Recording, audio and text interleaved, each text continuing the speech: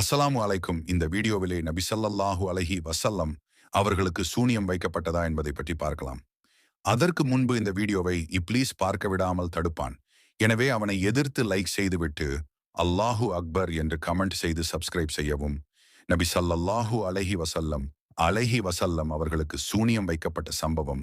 சூனியம் யாரால் வைக்கப்பட்டது? மதீனாவில் இருந்த ஒரு யூத மந்திரவாதி லபித் இப்ன் அல் ஆசம் என்பவர் இந்த சூனியத்தை செய்ததாக ஹதீஸ்களில் வருகிறது. அவர் கம்பி கூந்தல், கோம்ப், முடி போன்றவற்றை கயிற்றில் கட்டி ஒளித்து வைத்தார்.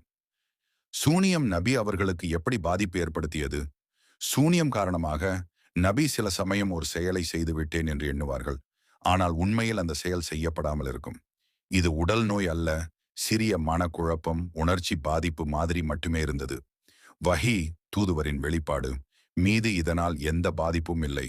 மத சட்டங்கள் அல்லது தீர்ப்புகள் மீது இதனால் எந்த மாற்றமும் இல்லை. இவை அனைத்தும் சஹீஹ் புகாரி, சஹீஹ் முஸ்லிம் ஆகிய ஹதீஸ்களில் வருகிறது. இந்த சூனியம் எப்படி தீர்க்கப்பட்டது?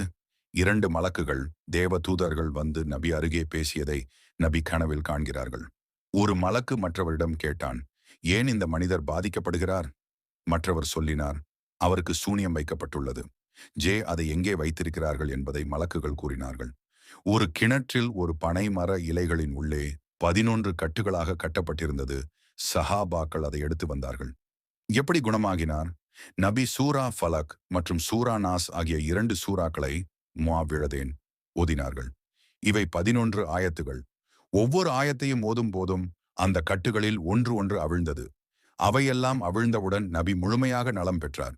இந்த சம்பவம் எங்களை என்ன கற்பிக்கிறது? நபி மனிதர்களைப் போல சுயத்தன்மையுடையவர். ஆனால் இறைவன் அவர்களை எப்போதும் பாதுகாக்கிறார். சூனியம் உண்மை, ஆனால் இறைவன் அதை தடுக்கவும் குணமாக்கவும் சக்திவானவன். நம் பாதுகாப்புக்காக சூரா ஃப்லக், சூரா நாஸ் ஓதுவது மிகப்பெரிய பாதுகாப்பு. நபி மீது சூனியம் வைக்கப்பட்டாலும் மத விதிகள், வஹி, குர்ஆன் ஆகியவற்றில் எந்த மாற்றமும் இல்லை. அதை அல்லாஹ் காத்தார்.